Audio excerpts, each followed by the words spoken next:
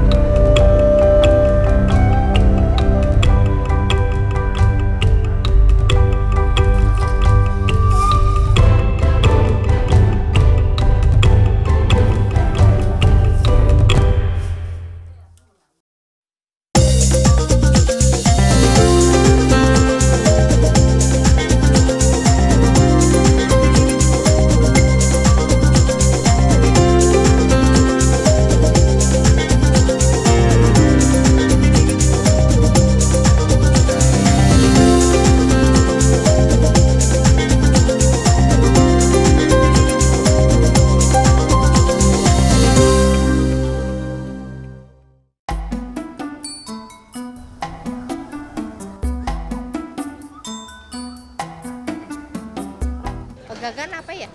Iya, tanaman apa nggak tahu. Ya saya juga baru dengar ini. Nggak tahu nih, baru lihat ini malah. Belum, ini daun apaan ini?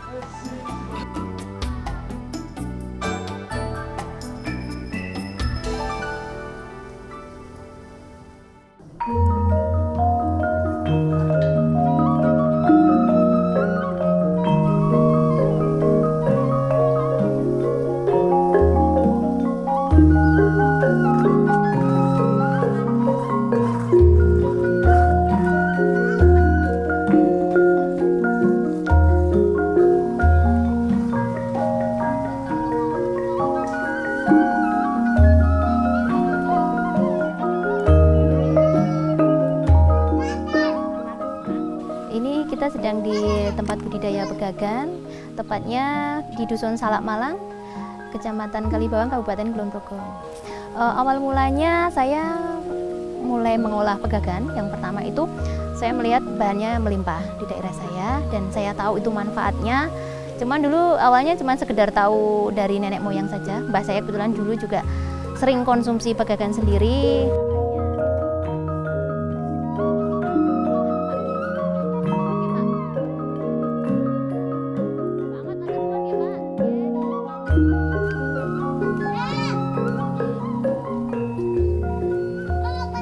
Selain untuk multivitamin otak, menambah daya ingat, dan untuk berbagai macam penyakit, ternyata hebat banget. Bahkan di buku juga disebutkan bahwa tanaman ini adalah lambang apotek di Indonesia katanya, karena saking banyaknya manfaatnya itu dibandingkan dengan tanaman herbal lainnya.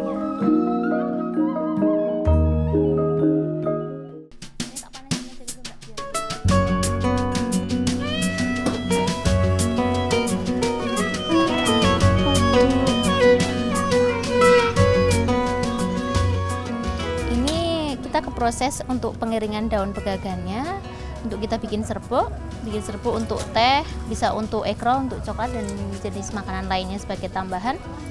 Nah, ini prosesnya pertama kali setelah dipetik, kita cuci bersih, terus kita tiriskan, baru nanti kita jemur. Nah, ini misalnya ada beberapa tampar yang taruh di atas, untuk ini. Terus kita tutup dengan kain hitam. Karena ini sesuai ajaran dari pembina saya yang kelompok kami itu, dan saya juga baca-baca di beberapa informasi buku, itu kalau untuk penjemuran dedaunan yang dibuat untuk minuman serbuk nggak boleh kena sinar matahari langsung, tetapi juga jangan yang lembab. Jadi ditutup dengan kain hitam. Itu memilih warna, bukan berarti hitam, tapi yang penting gelap. Warna paling gelap kan hitam, itu agar kain itu tetap menyerap panasnya matahari, tetapi juga biar nggak langsung kena matahari. Karena kalau matahari langsung kena dedaunan, nanti kadar kandungan khasiatnya nanti juga akan hilang, katanya rusak, seperti itu yang kami ketahui. Biasanya udah keikat gini.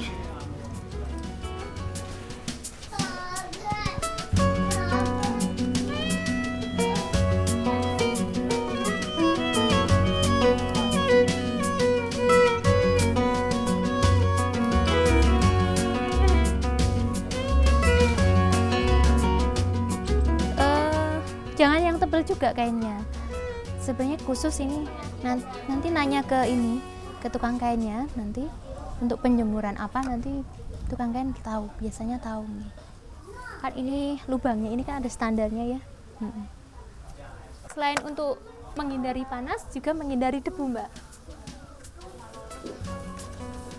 Seperti ini.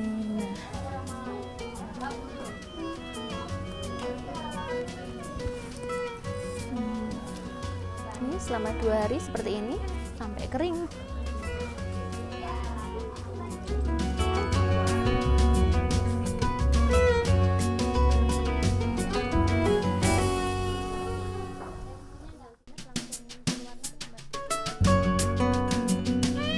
Warnanya hijau.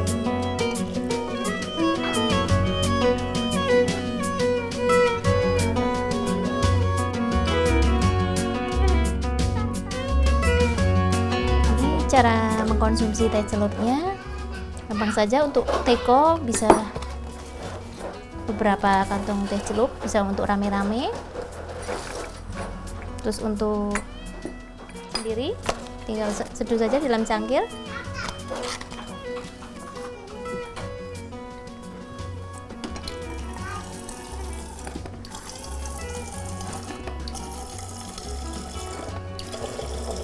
Nih kalau airnya panas langsung muncul warnanya, Mbak. Warnanya hijau, iya.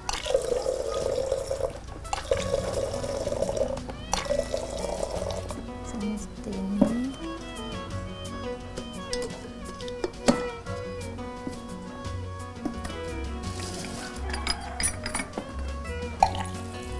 Kita bisa tambahin air berapa? Untuk teko ini sekali minum kan 1 kantongnya untuk 1 cangkir bisa. Terus nanti bisa ditambahin lagi airnya, jadi standarnya untuk 2 cangkir. Ini bisa ditambahkan dengan gulanya itu gula apa aja bisa, gula pasir atau gula batu bisa. Rasanya itu untuk aroma ya, aromanya itu aroma daun, aroma klorofil. Terus untuk rasanya, kalau tanpa gula rasanya agak-agak sepet, sama seperti teh-teh pada umumnya, agak-agak sepet. Tapi kalau untuk yang dicampur dengan gula, baunya agak-agak bukan amis ya, apa ya? Bau klorofil gitu, bau-bau daun itu. Kalau yang liar itu rasanya lebih pahit, lebih getir. Kalau budidaya sendiri, yang saya tanam sendiri itu nggak begitu getir, agak-agak ambar. Target konsumennya kalau untuk yang teh itu siapa aja ya? Untuk teh itu siapapun bisa, anak-anak bisa, untuk orang tua juga bagus. Untuk orang tua baiknya karena udah sepuh-sepuh itu banyak menghindari gula, baiknya yang original aja tanpa gula. Terus kalau untuk anak muda, bagi yang kurang suka aroma klorofil dedaunan ini, bisa ditambahkan dengan jahe. Dan di KWT Pawon Gendis ini ada 2 pilihan rasa juga, yang satu itu original tanpa tambahan, yang satu lagi teh gedeknya dengan tambahan jahenya untuk menghilangkan aroma klorofilnya.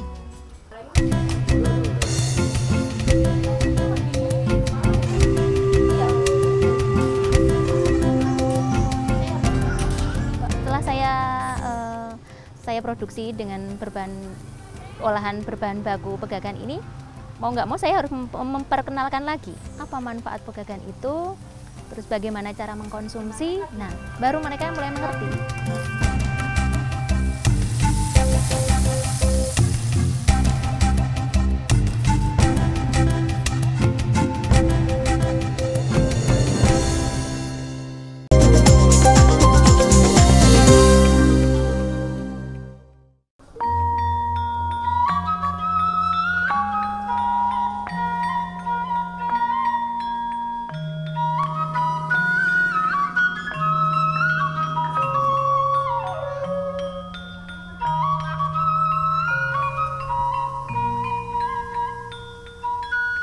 Di KWT Pawon Gendis itu memang kita kelompok wanita tani, tapi kita memang fokus utamanya di pengolahan bahan lokal. Yang utama memang unggulan kami ini regedek. Sehingga untuk produksi yang berbahan baku regedek atau pegagan ini itu memang lebih banyak variasinya, yaitu selain untuk peyek, untuk teh, terus coklat pegagan, egg roll pegagan, dan sebenarnya untuk inovasi pegagan sendiri kita banyak banget. Itu regedek itu nama daerah di Kulon Progo setahu saya ya. Untuk daerah Magelang itu lain lagi namanya rendeng, tempat daerah lain juga pegago, mungkin di daerah Sumatera. Nah, di regedek sendiri katanya, ini kata mbah saya, itu kan dari bentuk regedek sendiri kan tanamannya menjalar-menjalar gitu ya. Ketika ditarik itu kalau bahasa Jawa itu mak regedek. Nah, itu makanya diberi nama regedek.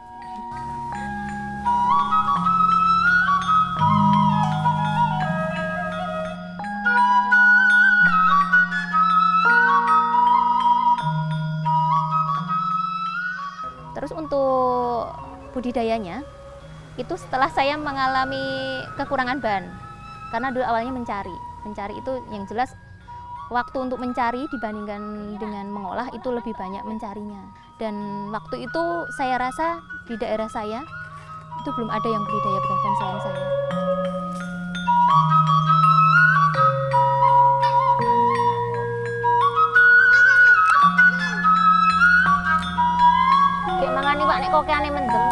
Kalau untuk pegagan sendiri sebenarnya bukannya hilang ya Mbak ya, karena pegagan di petani itu kan sebenarnya gulma, mereka itu hambatan bagi mereka ya. Jadi sebenarnya banyak, cuman mereka pikir ini nggak ada gunanya. Jadi mungkin karena dulu dianggap sebagai gulma pengganggu tanaman dulu dihilangkan, dan mulai hilang juga kesadaran masyarakat bahwa tanaman ini herbal, banyak manfaatnya. Nah dulu makanya hilang.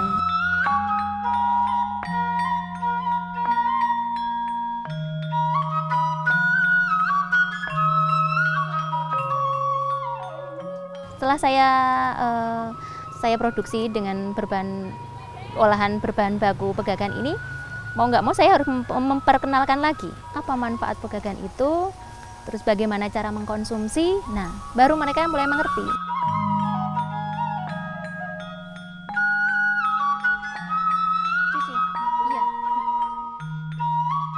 Tanaman ini cocoknya di daerah yang lebih dingin. Di pegunungan juga itu lebih bagus, liarnya juga lebih subur. Tapi kalau untuk budidaya itu cocoknya yang agak rindang-rindang, karena kalau terlalu panas nanti tumbuhnya lebih kecil, warnanya juga nggak hijau.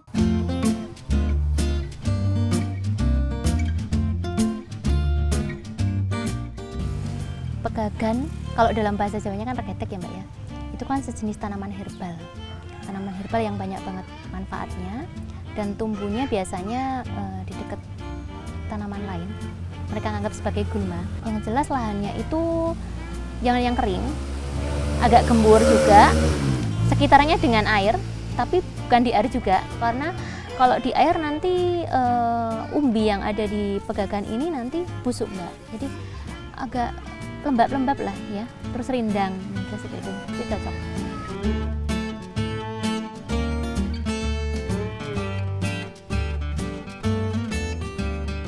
Yang jelas kita sediakan lahan dulu, kita gemburkan, terus kalau perlu kita beri pupuk dulu. Kalau untuk pupuk kandang atau pupuk organik jangan langsung untuk ditanam, kita diamkan beberapa hari dulu, misalnya 1 minggu, baru kita mulai menanam. Nah untuk menanamnya sendiri ini, nah karena saya mengolahnya dari daunnya saja, yang ditanam ini akarnya. Kalau perlu sampai yang umbinya ini ditanam, ini lebih jaminan hidupnya lebih besar dibanding dengan akarnya saja. Nah ini caranya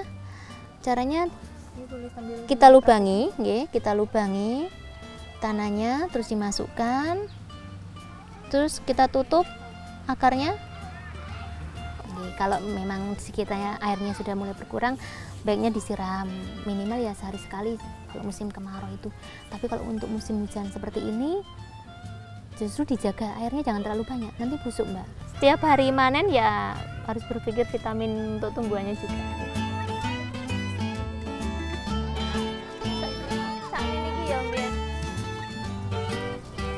Karena saya fokusnya di olahan lokal dan harus ramah lingkungan, itu prinsip kelompok kami, kita non kimia dari awal.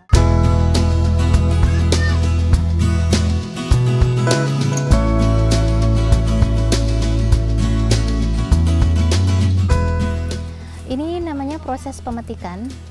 Nah, pemetikan ini sekalian disortir, Mbak. Karena kita fresh, jadi ketika dipetik, kalau bisa langsung digoreng. Nah, untuk penyortiran ini langsung di pemetikan sendiri. Jadi, ini karena nanti rencana mau buat peyek, kita fokusnya di lingkarannya, lingkaran daun dan ketebalan daun. Untuk lingkaran ini yang paling besar seperti ini. Segini ini udah paling besar. Lebih dari ini kalau memang mau dipanen masuknya nanti ke serbuk. Kurang dari ini juga tidak boleh. Tapi kalau memang kurang dari ini sudah tua, kalau dipetik juga nanti masuknya ke serbuk.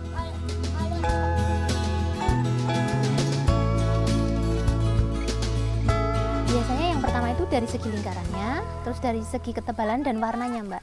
Kalau dari lingkaran kita sudah punya standar ukurannya, terus kalau dari segi ketebalan itu pakai feeling ya. Kalau untuk ilmu menyampaikannya agak susah, jadi jangan terlalu tipis dan jangan terlalu tebal juga. Kalau terlalu tebal itu nanti jatuhnya ke kuning lah. Kuning berarti sudah tua, sudah tidak pantas untuk dikonsumsi juga. Tapi kalau terlalu muda juga nanti jatuhnya hasil di peyeknya warnanya nanti kurang bagus.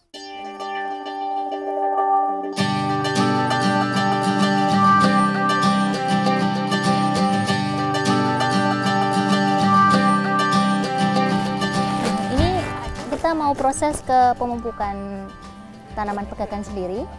Ini adalah pupuk kandang dari kotoran kambing yang sudah difermentasi. Caranya biasa, Mbak, sebar-sebar aja ini. Dan banyaknya pun saya masih pakai ilmu kira-kira.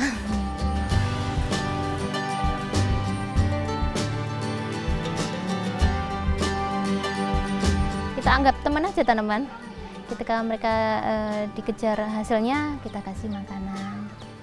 Sementara ini karena saya belum pernah dapat binaan tentang pegagan, jadi saya dari segi pengalaman saja untuk ilmunya.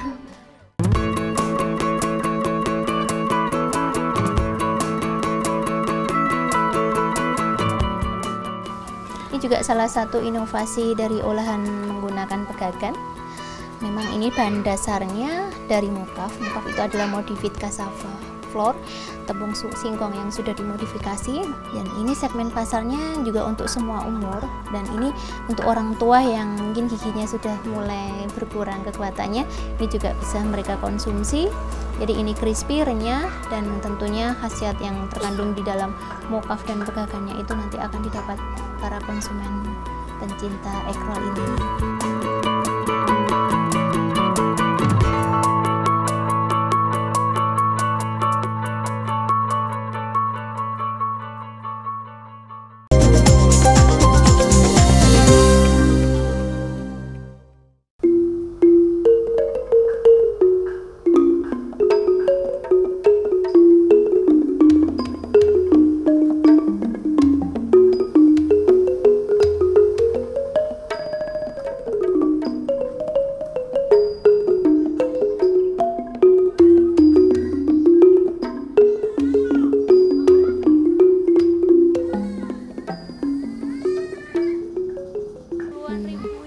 Ini adalah beberapa jenis olahan yang menggunakan berbahan dasar pegagan.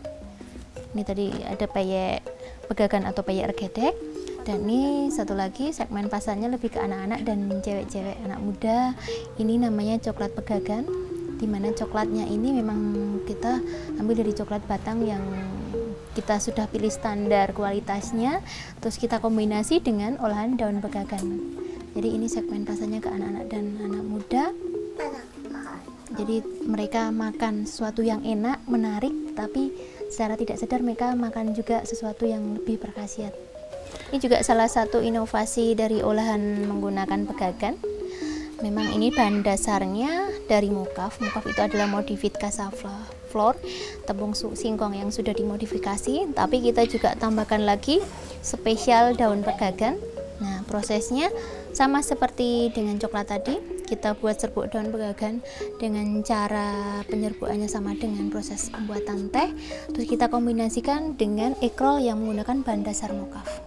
Dan ini segmen pasarnya juga untuk semua umur, dan ini untuk orang tua yang mungkin giginya sudah mulai berkurang kekuatannya, ini juga bisa mereka konsumsi.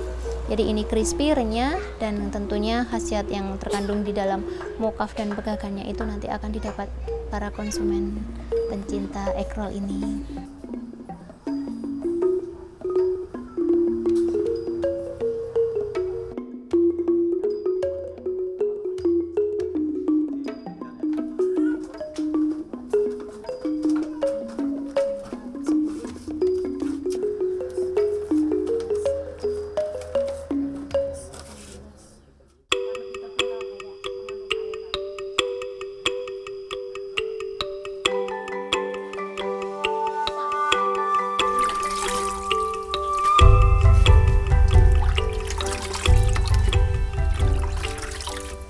Terus untuk sayuran pegagan ini boleh dicampur dengan bahan lain, misalnya kayak wortel, terus sayuran lain boleh, tambah seledri, tambah loncang boleh.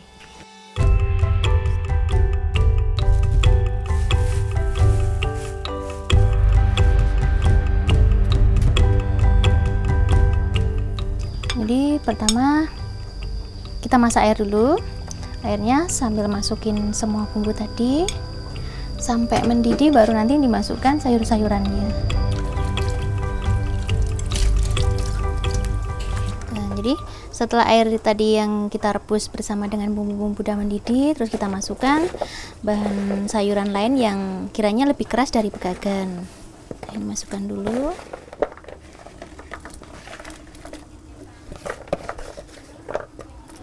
Oke, terus sambil terus direbus, nunggu sampai bahan yang kita masukkan ini lebih empuk dulu, baru pegagannya belakangan. Jadi untuk pegagan ini kan jenis sayur-sayuran segar ini jangan terlalu lama masaknya juga, karena nanti kandungan gizi yang ada di daun ini juga rusak. Jadi pas udah mau diangkat matengnya, baru masukkan sayuran yang daun ini termasuk pegagannya. Tunggu lagi.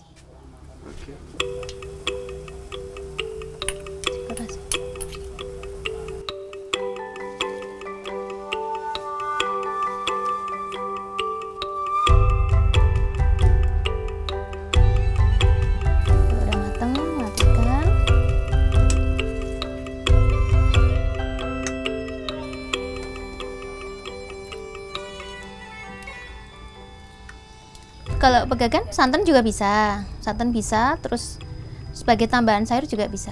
Sayur apapun bisa, buat oseng-oseng pun bisa, bakwan bisa. Pokoknya ini pengganti, bukan pengganti ya, fungsinya sama dengan sayuran dedaunan lainnya, sama.